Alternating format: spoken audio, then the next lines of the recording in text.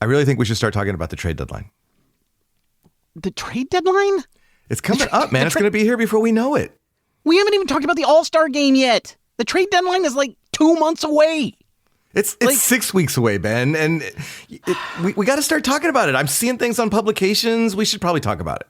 Look, just because all of those other guys are doing it doesn't mean we should be doing it. People don't come to listen to us for the same old, same old. They come to listen to us because we are astute and in touch with the moment, Matthew. And this is not a trade moment.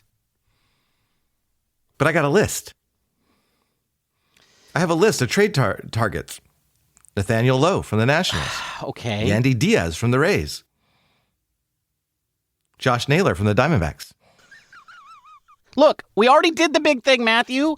We got Daniel/Nick Johnson. He hit a home run today. Like, it got us within 1 run of the Dodgers. Ryan O'Hearn from the Orioles. Ryan Mountcastle from the Orioles. Taylor Ward for the Angels. Dom Smith, dude, hit his 5th longest home run on Sunday. That was a bomb, dude. Bomb.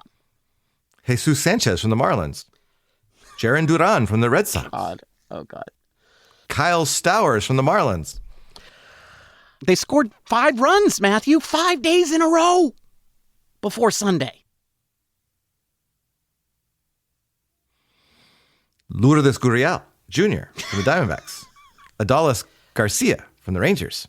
We should be able to bank those runs, by the way, so that we don't have to run the extra miles. Because, they scored more than 5 runs for the Rocky series. That's a good point. And so they were only 1 run short of 5. I think we should be able to add the ones from the Rocky series so, we don't have to run for a full week. I like it. That's ridiculous. Buster's drunk. What? What are you talking about, Bob?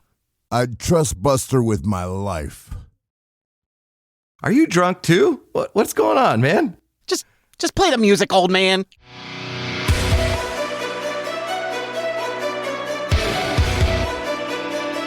Welcome to Giant Cocktails, where the baseball is mid, but the cocktails are elite. Here are your hosts, Ben and Matthew Henry.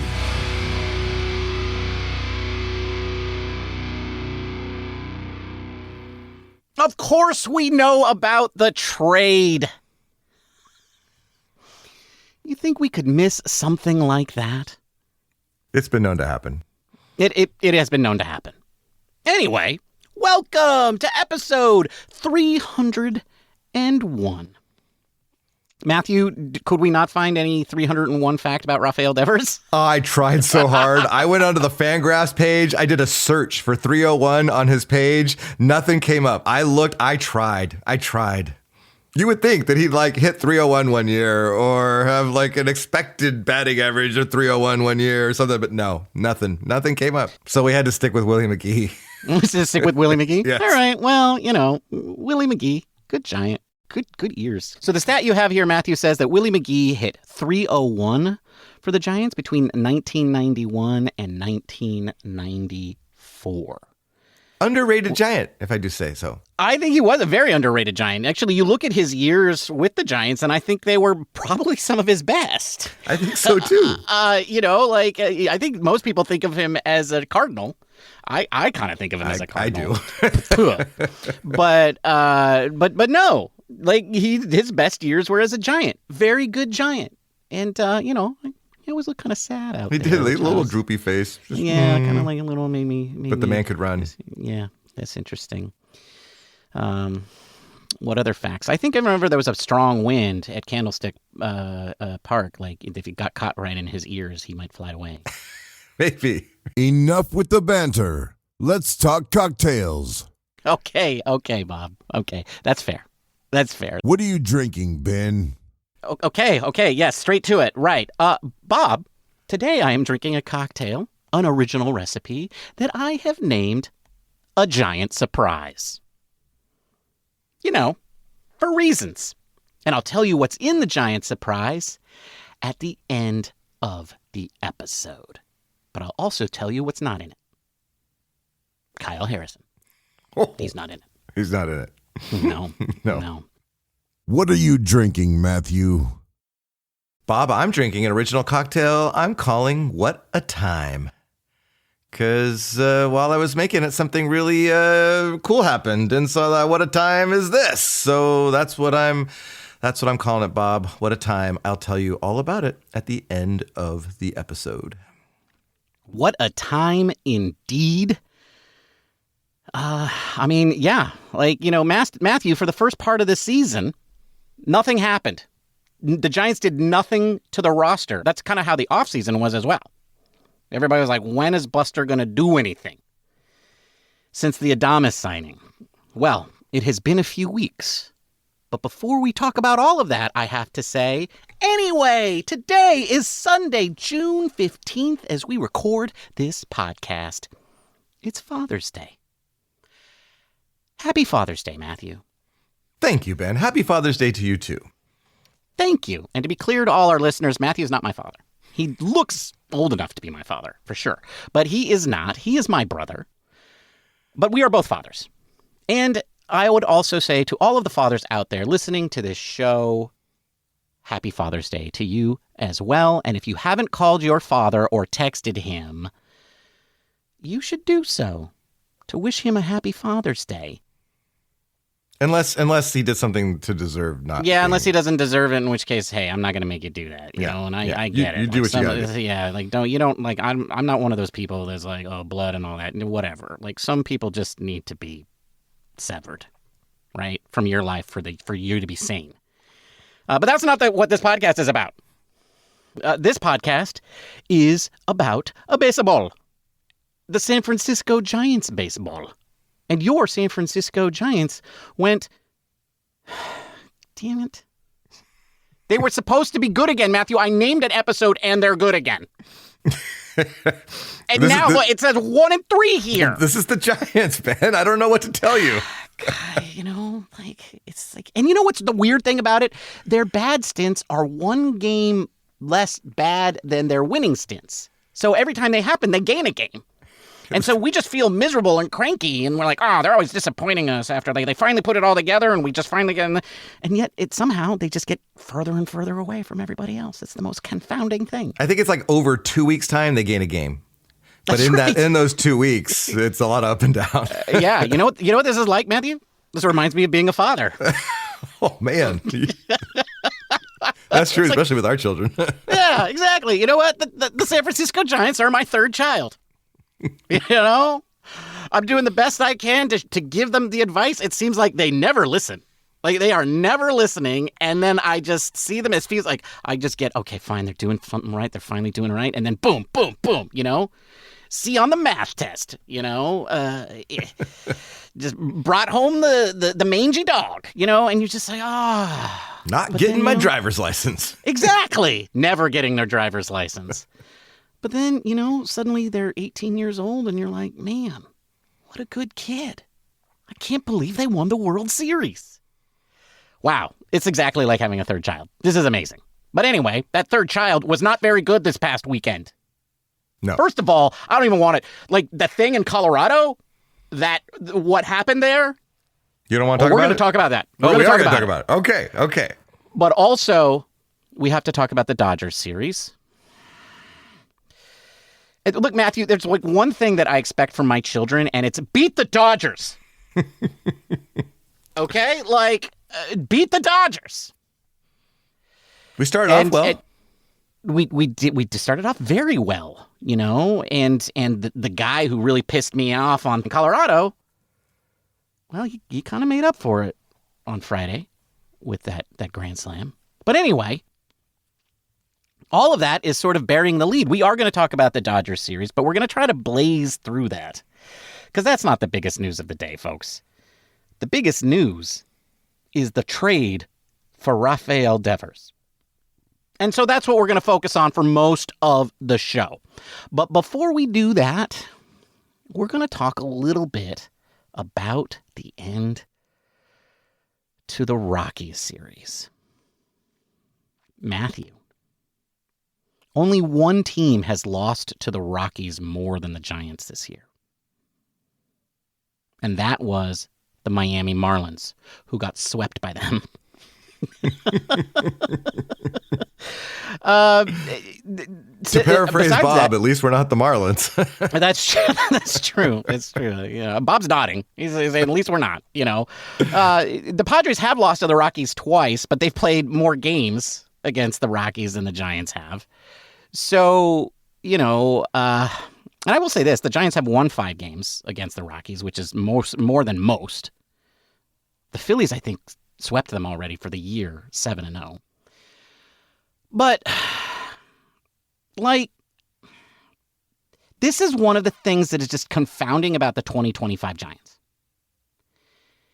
You want them to be good. You want to say that they are good. You let your brother talk you into believing that they're good.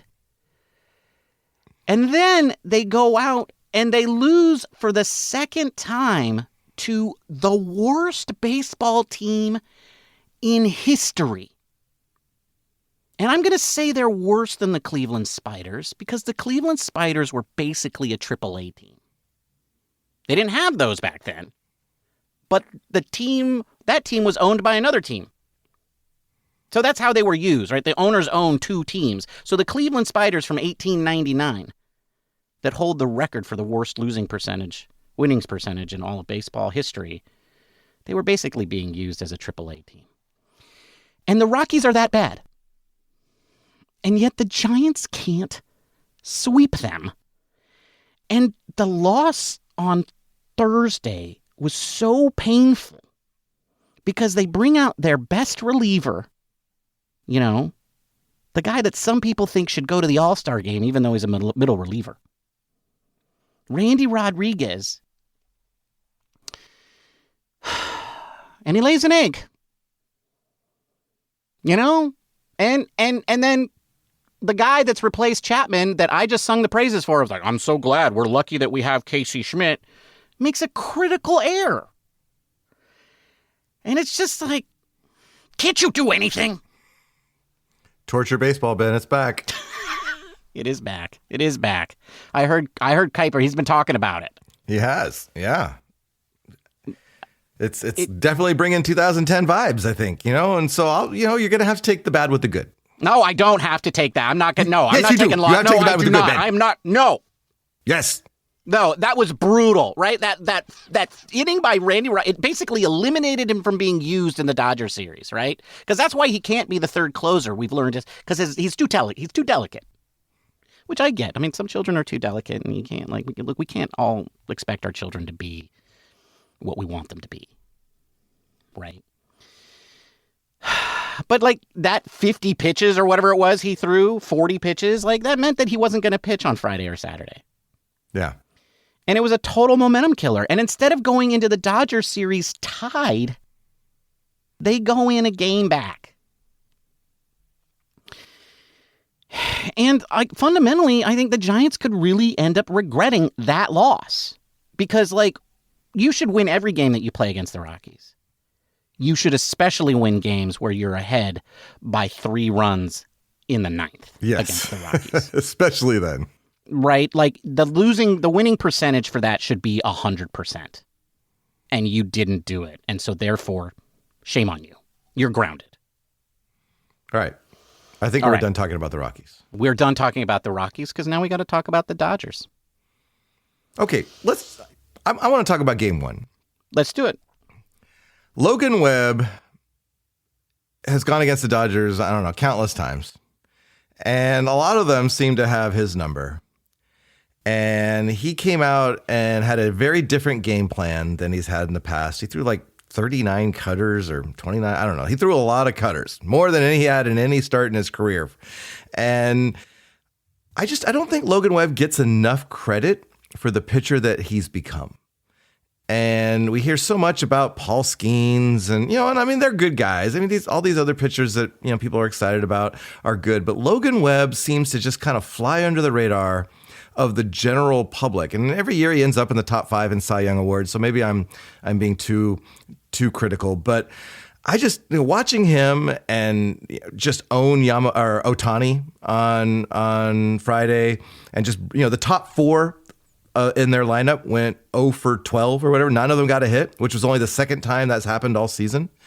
And Logan Webb just owned them. And the Giants have really worked hard with him to just, to help him become the pitcher he's become. And I don't think he's getting enough credit. And I'm tired of it. And I want everybody to know that Logan Webb is awesome. Matthew, I think you're talking to a biased crowd. I think you are preaching to the choir. But I think this start was really important for Logan Webb for a lot of reasons, which was we needed our ace to come be our ace after that game. Yeah. After the Colorado loss. Yeah, absolutely. And because, I think I listened to Locked On Dodgers before the Giants series.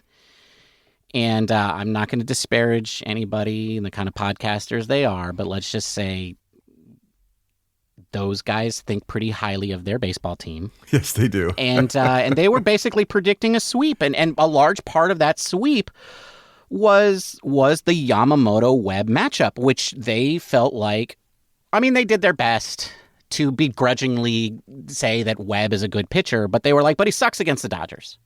My words, not theirs. But, and Yamamoto has been one of the best pitchers. But, and before that, unfortunately, I don't have his stats against the Dodgers that don't include the game from Friday. But his overall ERA, including that game against the Dodgers, is 4. His record before that game was 4-6. It's one of the worst ERAs that he has against any team in baseball where he's had more than 3 starts. The Cardinals kind of own him. But that's neither here nor there.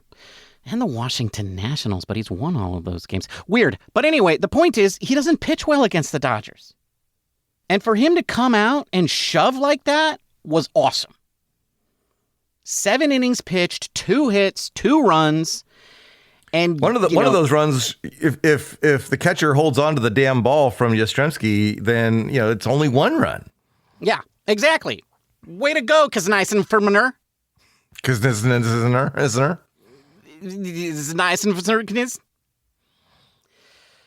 Yeah, I definitely thought to myself, Patrick would have held on to that. But, no, you're right. You're right. The only legitimate run that the Dodgers scored against him was the home run by Teoscar Hernandez. And so, I think that really helps him, though, because you're right. The rest of the league doesn't really, the rest of the pundits don't really give him his due. I think a win like that against the Dodgers will help him in that standing. So, the other big thing about Game 1, Matthew, was the redemption arc of one Casey Schmidt, the man who couldn't get Randy out of his disaster on Thursday, made everybody feel a lot easier about things on Friday when he hit the grand slam off of Yamamoto. And Matthew, as far as I'm concerned, I'm glad we didn't side that Yamamoto guy. He sucks. He sucks. He's up 2 home runs in 3 innings. It's a bases loaded. God, yeah, yuck. Oh, but I want to talk about Schmidt's home run because, first of all, they kind of pitched around Flores to get to Casey Schmidt, and it seemed like he knew that, right? And yeah, and works a 1-on-1 count, and then he just crushes that pitch. And I love it. He doesn't watch the ball. He turns to his dugout and stares him down for a good 3 or 4 seconds and then flips the bat. And I was just, it was so sweet. It was such a pimp, man. Pimp job like no other, man. I loved it. The way I interpreted it was that he felt so bad for that baseball that he couldn't look. He had to turn away and look at the crowd, be like, oh no, I murdered that baseball. I murdered that baseball. Meanwhile, in the up-close shot, Yamamoto is throwing his glove on the ground. Yes. Not really, but he almost did. He almost did. He threw his glove and down on his thigh almost. Yeah. Matthew, I got a tattooed. I got a GIF of that tattooed on my pec. Oh, so when you squeeze your pec? Yeah, when you squeeze it, you can see that Yamamoto. You can see Casey's turning away and Yamamoto's throwing his glove down. Yeah. Every time I flex my muscles. I've got a great tattoo artist, by the way. It must, because you don't have much of a muscle. No. The only way I'd get something like that if it was literally a digitally embedded, an embedded digital screen. All right, Matthew, but we have to talk about game 2. No, we don't. Let's just move on. Yeah. Well, I'll just say this. Landon was not competitive at all. Landon. Oh, that was not good. I mean, the only good thing about that game, Matthew, was that Casey Schmidt hit 2 grand slams in 2 days. That was probably the only good thing. Yes, and we knocked Kike Hernandez out. We knocked Kike Hernandez out of the game, and I was like, he deserved it. The Dodgers needed it because, of course, I also unlocked on Giants. They were like, position players pitching is fine. That's because we're so smart, and we are like, all everybody else is just jealous. Blah blah blah blah blah. And I was like, yeah, suck it, Kike. And so we got Banda into the game, all right, which is like the most that you can hope for. But yeah, so like, I mean, I guess that's the risk you take when you put him in a game you're winning. Like, they could have lost that game. Right. I just wish they had made that run with less than 2 outs. Well, and the other part that really, Clayton Kershaw, he's like, 99 years old, and he still comes out and throws 7 innings. I think they're just going to keep doing that until the Giants stop losing to him for the rest of his life. Man. Sure. He's going to be like 80 years old. They're going to roll him out there, and he's going to throw 7 innings. Against the Giants only. Yeah. Well, unfortunately, he's a left-handed pitcher, and that's the Giants' kryptonite this year. So, no, Saturday's game was just... Other than the Kike Hernandez raising, it was not a good game. And I was feeling pretty down. Yeah. And I was like, I was hopeful for game 3. I thought we had Harrison going. It was, I feel like, whoever I know that they've been struggling with their starting pitching, so I felt like maybe we had a chance.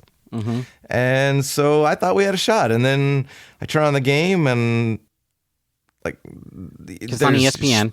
On ESPN, and they're all talking about some trade, and all of a sudden Jelly's warming up, and it was chaos. Pure chaos, Ben. And I had no idea any of that was happening, Matthew, because I was in the middle of a touch-and-go battle with zombies.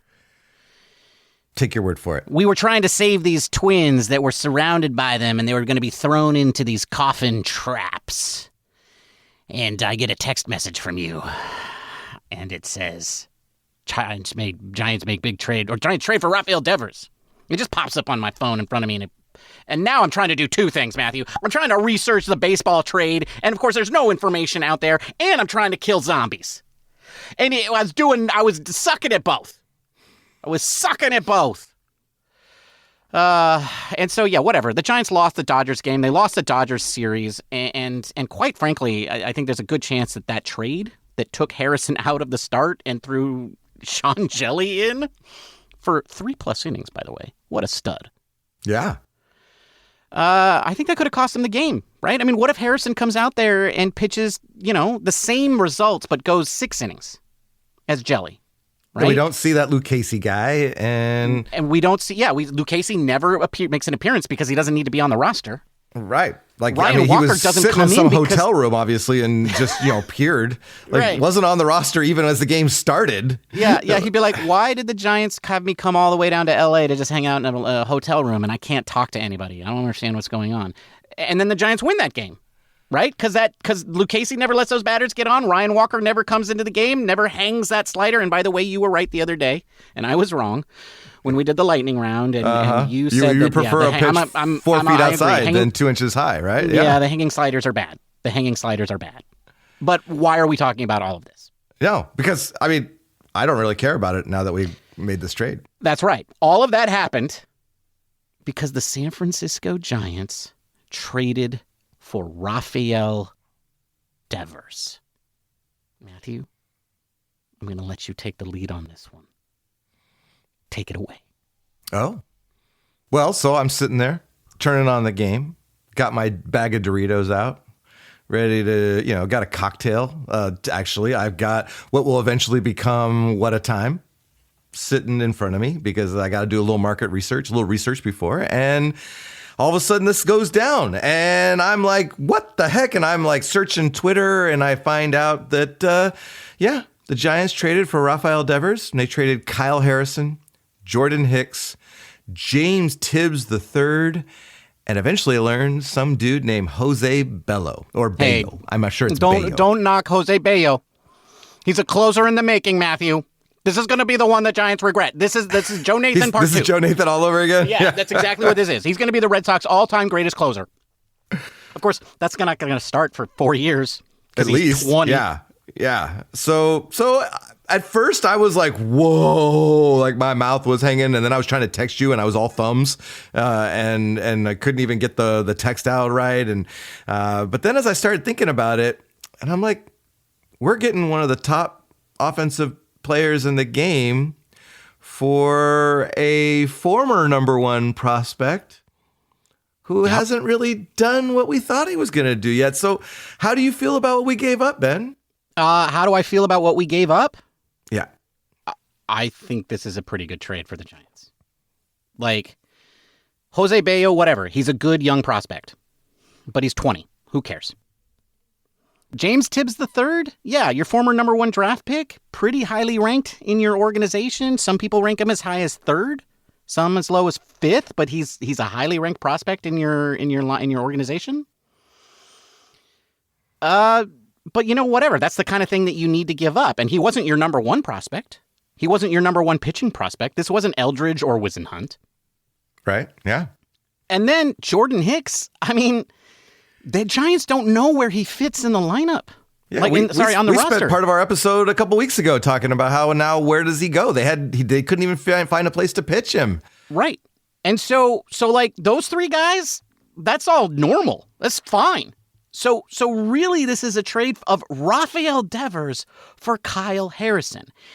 And to me, like in the 2 years that we've seen Kyle Harrison pitch, he looks like a number 3 to me. Maybe even as a number 4.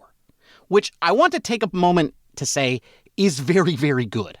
But that's not what we all envisioned for Kyle Harrison. We envisioned a dominant ace, and I have not seen that. And that's not saying he can't be that, right? I know he's still young. But that's just not what we had so far. And so I'm sad to see him go because of all of the hype, and then he's been part of the team for the last 2 years. But overall, for Rafel Devers, I think the Giants made out really well on this trade. And I think the reason they made out is reasons that we'll talk about a little bit later. But I think for the players that they gave up, this wasn't a lot. And now we know this is the trade, Matthew. This is the trade that everybody's been asking for. Right. And the fact that it comes 6 weeks early is a bonus because now you get 6 more weeks of one of the best offensive players in baseball. Indeed. And how good of an offensive player is he? He's pretty good. Now, I was looking up his stats. He did struggle the first couple weeks. So if you go from like the middle of April on, since the 3rd week of the season, his slash line is 278, 409 on base with a 526 slugging, and he has a 156 weighted runs created plus, which is 11th best in baseball. He's hit 15 home runs overall, but 13 home runs in that time, which is 12th best in baseball. And his 16.7% walk rate is 3rd highest while leading the American League in walks. So not only is he hit for power, hits for average, he also draws a lot of walks and gets on base. This guy is going to make a difference in our lineup in a way that I think we only dreamed about having before the season started. This is one of the 12 best baseball players in all of baseball. I mean, he is one of the 12 best bats in baseball. And just to give you some of his career stats, what he has done over his career, first of all, he's already got a lifetime WAR of 24.8. His OPS plus is 128, right? That means he has been 28% over average for the entirety of his career, and most of that is bogged down by the earlier years of his career when he was a younger player. In the last 3 of the last 4 seasons, he has not had an OPS plus of less than 140. That means he has been 40% better than average offensively in on-base percentage and slugging percentage combined. This is one of the dominant hitters in all of baseball. This is the guy the Giants have been trying to sign. And he's a left-hander. Like, this is a guy who would never sign with the Giants, but they didn't sign him. They traded for him. And, I mean, what I really like about him, Matthew, and frankly, I was kind of stunned because I thought, he's got this big, long contract, and I don't know. This is the Red Sox. It's like this American League East. Like, who cares? I thought he must be 31. Right? He's entering the second year of this 10-year contract? Maybe he's 30. He's 28, Matthew. And the Giants 28. Are giving him for the bulk of his 28th season. Now, he is signed through 2033, Matthew. Yeah, 2032 and 33, we might be singing a different tune about Rafel Devers. Well, first of all, I'm fine with that because 2033 is not a real year. That's not a real thing. Like, that's not happening. 2033. Well, and after we win the World Series in 2025 and 26, it'll be all worth it. Well, I'll be talking in robot voices then because, that's the far future. 2033. That's a ridiculous number. It's also only 8 years away. But yeah, so he's signed through 2033 on a 10-year contract. He's only in the second year of that contract. It was a $313.5 million contract. And so the Giants will have to play 8+ years of that, which is roughly $250 million. So your team, the San Francisco Giants, just gave out $250 million contract. And I think that is why the Giants were able to give up so little on the prospect side. And I'm not trying to belittle any of those guys. But that's why the Giants were able to give up so little is because they're taking on $250 million in contract commitment for the next 8 years. That is $250 million that the Giants won't spend on anybody else. And that's $250 million that the Red Sox now can use to spend on other players. So that's probably what they were probably equally interested in. Right. They wanted prospects, but they also wanted to get rid of that contract. Right. I mean, James Tibbs III and Bayo, they may turn out to be whatever. Like Jordan Hicks, fills some gaps for them. They really need pitching, right? They are in the bottom 10 in runs allowed this year in all of Major League Baseball. They're in the top 10 for runs scored, so you can see why they made this trade. So Jordan Hicks gives some flexibility, because he can be a starter or a reliever, and they kind of need help on both sides. And Harrison gives them a young pitcher who can sit behind Crochet in the rotation for years to come. These are just two parts to their puzzle that helps them remain competitive this year because they're hovering around 500, but really sets them up for the years in the future by freeing up all that money. But You know what? Who cares about them? This is a Giants show. And Matthew, we're now attached to Rafel Devers. You have an interesting little stat down written here that says he would actually have hit more home runs. Yeah, ESPN threw up this graphic of home runs at Fenway versus Oracle. And apparently, he's hit a lot of doubles this year because he bangs these balls off of the Green Monster in Fenway. Apparently, he's got tremendous opposite field power. And so they were saying that 11 of his doubles at Fenway would have been home runs at Oracle. So now he goes from 15 home runs to 26. It was one of the rare moments where you're like, some guys actually might benefit from hitting at Oracle Park. Yeah, that's the easiest park to hit home runs out is in left field for sure. And so if he's got opposite field power, that's a good sign. I like that. I like that stat very much. I also think it's interesting because you were telling me earlier to stop thinking about left-handed power hitters. You went on some rant at some point, like this. They're not going to be here. They're not going to play here. Stop talking about it. We need right-handed power hitters. And now we have a guy that could have hit 26 home runs by now. Well, I'll take a left-handed power who hits to the left, who's an oppo power hitter. Okay, well, you weren't specific on that, so just want to You're remind right. Okay, you win, Matthew. You're right. You're smarter than me. Is that what you want? Yeah. Well, okay. Course, whatever. Of course. Fine. Okay, well, you know the other things that Rafel Devers is not good at, Matthew? What's that? Defense. Catching the baseball? Yeah, there's that. Yeah, which is fine because the Red Sox have turned him into a DH, and this is something that we do have to go into because there's a reason why the Red Sox were willing to give him up after in year 2 of a 10-year contract. And that all has to do with his position. But Rafel Devers is traditionally a third baseman and not a very good one. He was so not good that the Red Sox decided to go out and sign Alex Bregman to be their everyday third baseman and asked him to move to DH. So traditionally, he's not been a great defensive fielder. Like, so for example, in 2023, he had a defensive run saved of -9. In 2024, he put up the same number. The Red Sox solved this problem by signing Alex Bregman and putting him at DH. And that's really where the question marks with Rafel Devers come up. And since I'm the negative guy, I'm the negative Nancy, I'm the one that has to say that every move that the hobo makes is a bad move. And let me tell you, folks, when Farhan Zaidi was the hobo, that was easy. Right? You know, I mean, sure, you have your Lamont Wade Juniors, but you have all of the other stuff going on, and it was easy. But now that means I have to take shots at, honestly, one of my favorite Giants ever.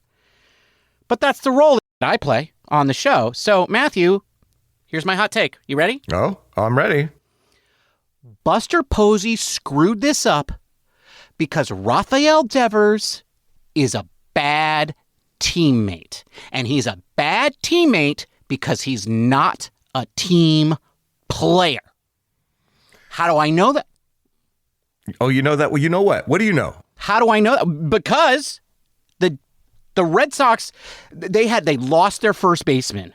Their first baseman was hurt, and they went to Devers and they said, "We need you to play first base because it's for the good of the team." And he said, "No, I'm too much of a prima donna. I get paid too much money to play first base. I'm a DH. I mash the ball. That's what you pay me to do. I don't play first base. I don't wanna." And that's why he's a bad teammate. All right, that's not exactly how it went down, though. I'm pretty sure that was an actual recording. That wasn't me talking. That was a recording. What I heard is that he had a verbal agreement upon signing his 10-year franchise, face of the franchise contract, that he was going to be a third baseman. And then they go out and sign Bregman a year later and ask him to move to DH. And so he felt like that promise was broken, which created a little bit of bad blood. And originally, you know, I think in spring training, after the trade, he publicly said that he wasn't even going to move off of third base. Eventually, though, he did accept the DH role. And then, of course, yes, their first baseman goes down with a season-ending injury, and they ask him to play first base, and he basically says, "F you." You know, he's like, you told me that I was going to be a DH this year. You told me to put my glove in a box. And so now you want me to go and play first base? And so I think he was a little bitter, and he felt like he was betrayed. So I just think there was bad blood. And I also feel like there was probably some personality issues going on there where maybe they didn't really like each other. I think it might be a little different with one Buster Posey. Well, first of all, never make a verbal agreement with a New England corporation. Okay, like everybody should understand that. I mean, come on. So, mistake number 1 on Devers' part. No, obviously that's a joke. I look, his expectation was that he was going to be their third baseman for the next 10 years. And then a year later, 1 year later, they're like, "Nah, we found another guy we like better than you." Yeah, that stings a little bit. I think that's a thing that Buster Posey wouldn't do. Right? He's not going to tell you that you're going to be the third baseman of the future and then take that away from you. Right. Right. And so yeah, I mean, honestly, I felt like when I heard about all of this goings on, I thought to myself, "Oh, I should suggest Devers as a trade possibility on the show." But I never even brought it up to you because I was like, no, because Buster's never going to take a guy who won't do what the team asks him to. But you know what? I didn't realize that the team had sort of put him in this position to begin with. And, whatever the issues are, Buster knows about them, and he doesn't care. Probably because he's going to tell him, he's like, look, you're going to be our DH, and occasionally we may need you to play third base. Oh, wait, we might need you to play third base quite a bit right now. I feel like he's going to play a lot of first base too. I feel like he's got a new start with a new club, and he's got guys like Matt Chapman and Willie Adames who are going to tell him the way it is in that clubhouse. And I think he's going to be a team player. I don't think it's going to be a problem. I did see after the game today that Buster Posey was interviewed, and he said that they were holding off of talking publicly about positions because they wanted to have that conversation with Devers on Monday. And which means that, yeah, I think they're going to want him to do more than just DH, and he's going to be expected to play. So I don't think it's going to be as big of a problem just because it's Buster Posey telling him versus whoever's running the Red Sox. Right. No, I agree. I mean, Buster is a future Hall of Famer, so I think the fact that talking to Buster about it is probably going to make a difference. I think also talking to guys like Chapman and Adames and Flores, for that matter, who's significantly impacted by this trade, is probably going to make a huge difference. I think you're right. I think we are going to see him primarily at DH. He is going to play some third base for the next 4 to 6 weeks because, it turns out the Giants have a hole there right now. And although Casey Schmidt has been filling it admirably offensively, not so admirably defensively, which is a surprise. So we have, and I think we probably will see him hit first base, which will probably just piss off Boston Red Sox fans and their entire organization. And you know what? Good. Yeah. Good. I don't like those guys. But here's the thing. I don't like those guys as much as I don't like the Yankees guys. I dislike them both. All right. Well, you mentioned who does this impact? Well, you mentioned it impacts Wilmer Flores. I think this impacts a lot of players. This is there's going to be a lot of role switches here going on.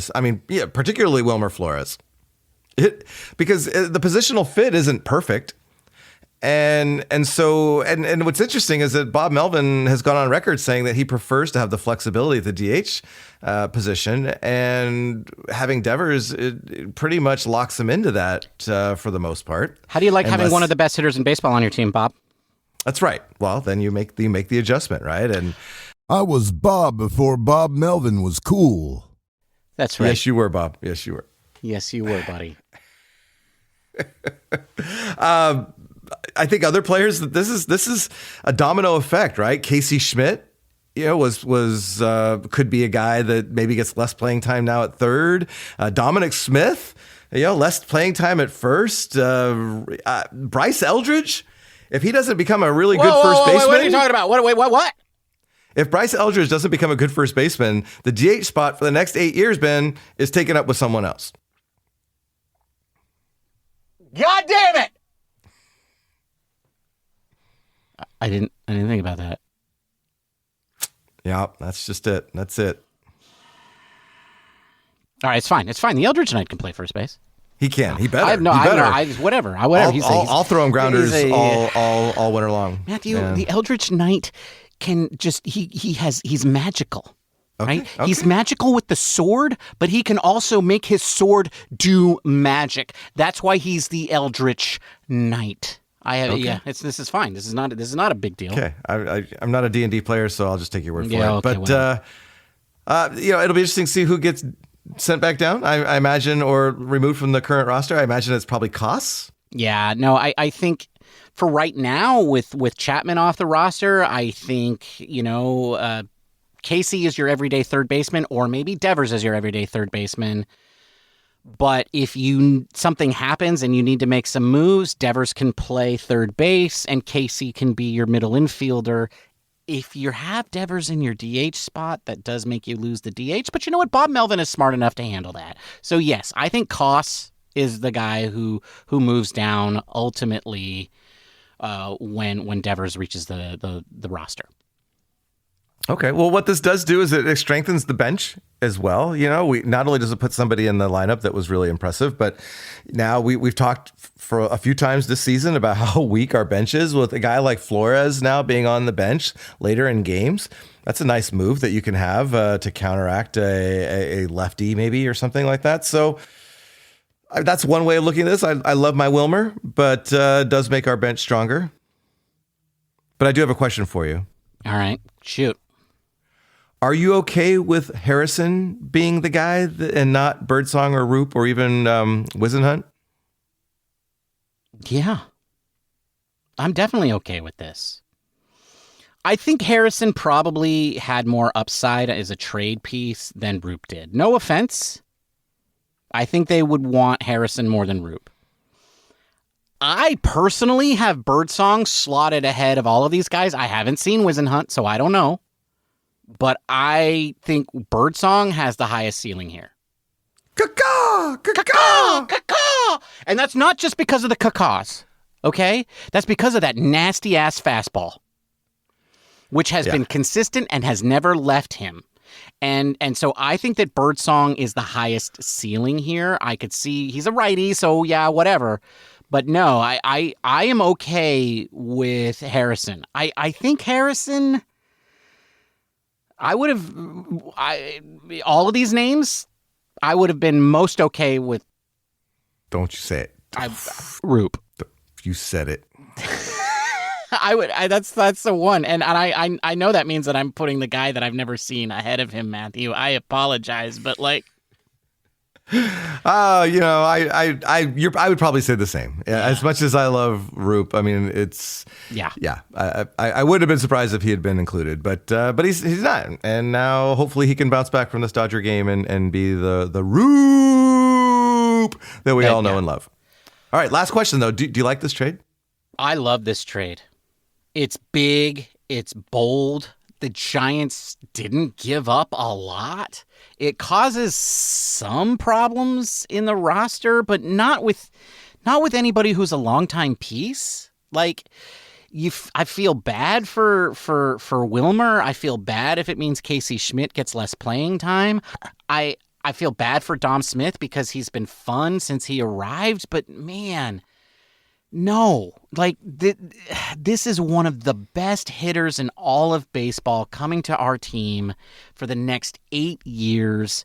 This fits totally into that long-term commitment, players whose names you can put on your back for a long time.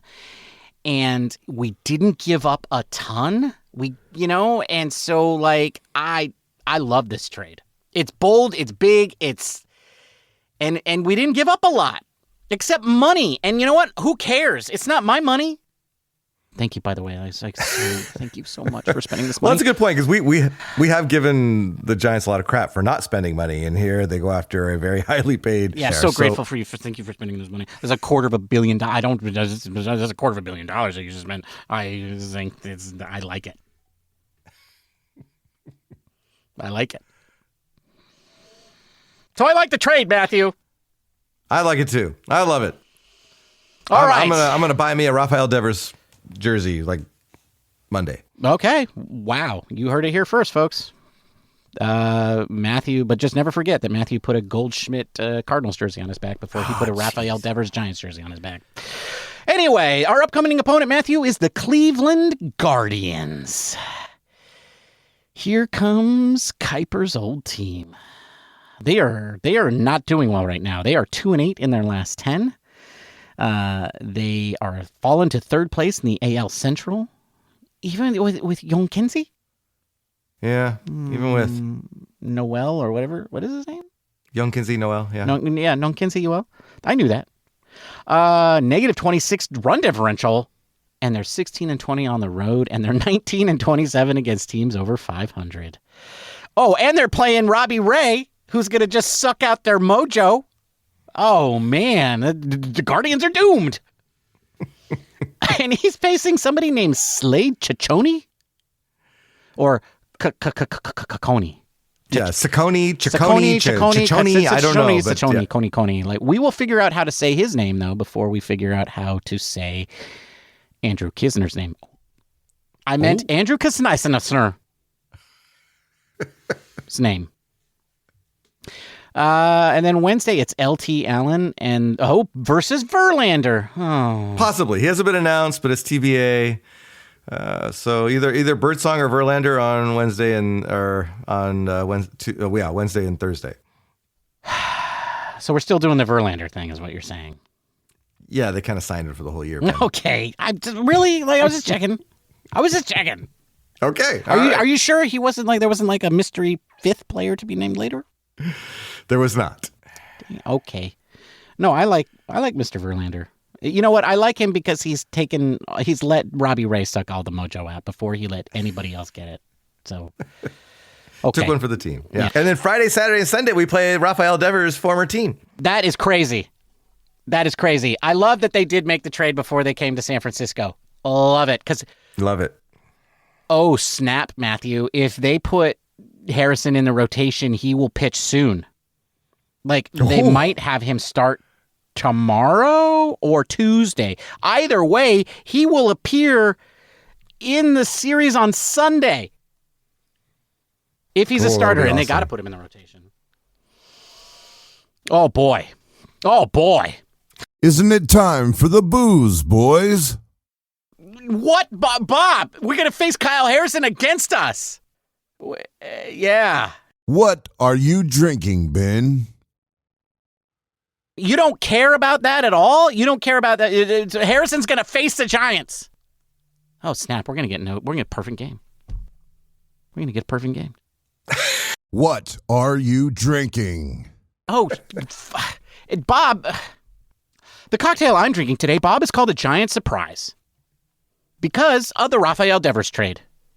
What's in a Giant Surprise? Well, folks, I based this on a recipe that I got from a deck of playing cards, but then I made adjustments, and so that's why it's good.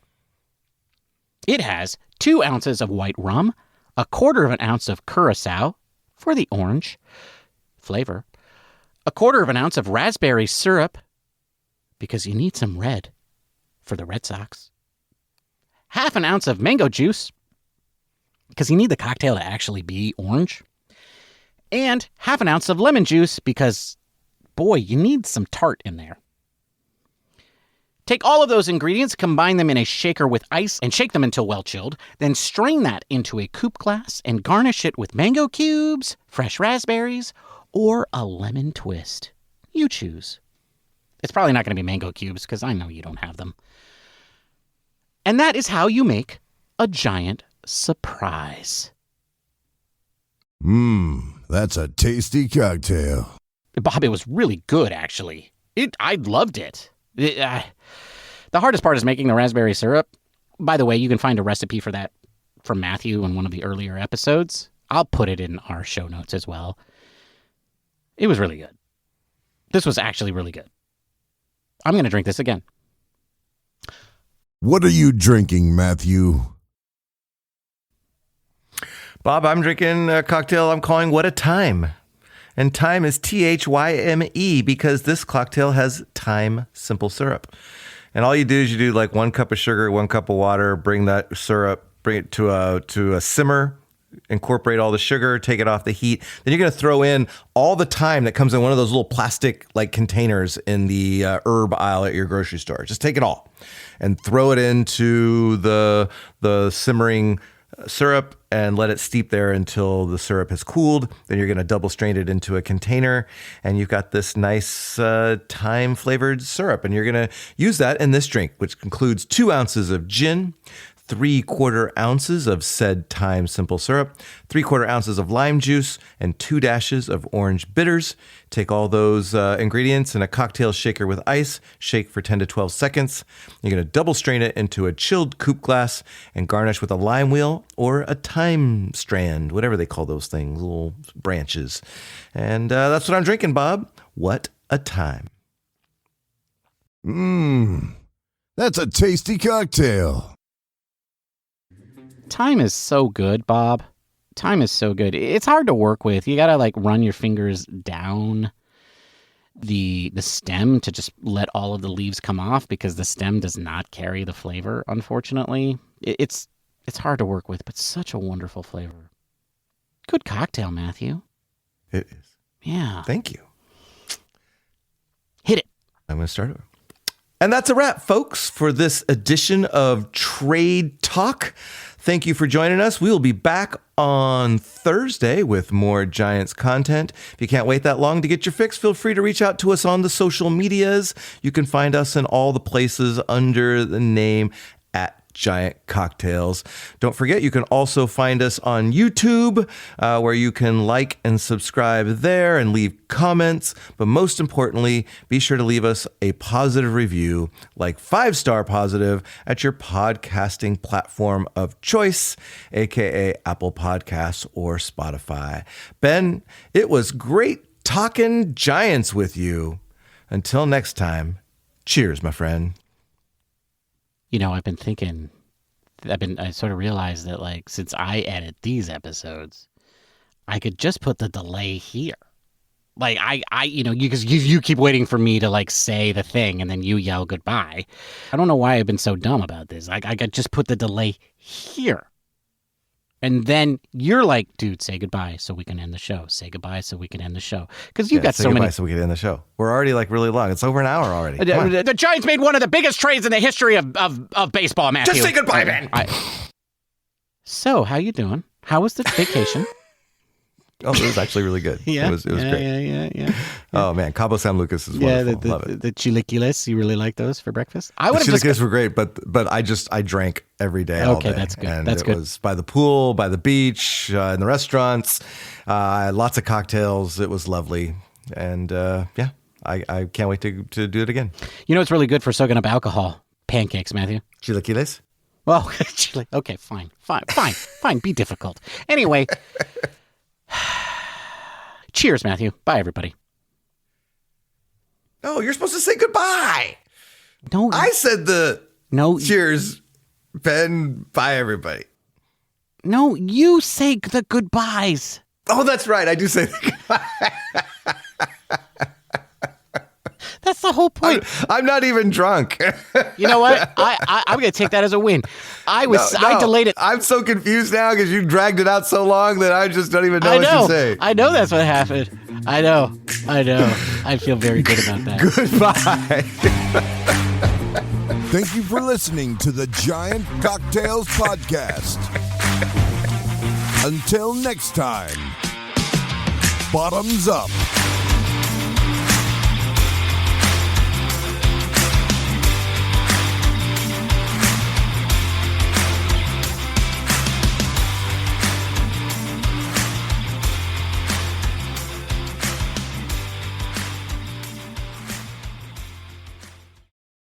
I like that. I don't know why I thought it took me this long to figure that out.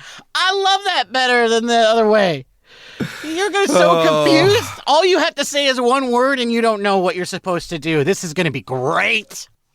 I'm going to have to actually be less drunk at the end of the episode now. We have like 55% of the season to go, too. Woo. And you know what? We have another guy to be mad at that he's not hitting. So this is really good for Willie Adames if you think about it. If you think about it, right? This takes off so much pressure from Adames. Yeah, it does, because he's no longer the big signing guy now. Oh, this is good. All right.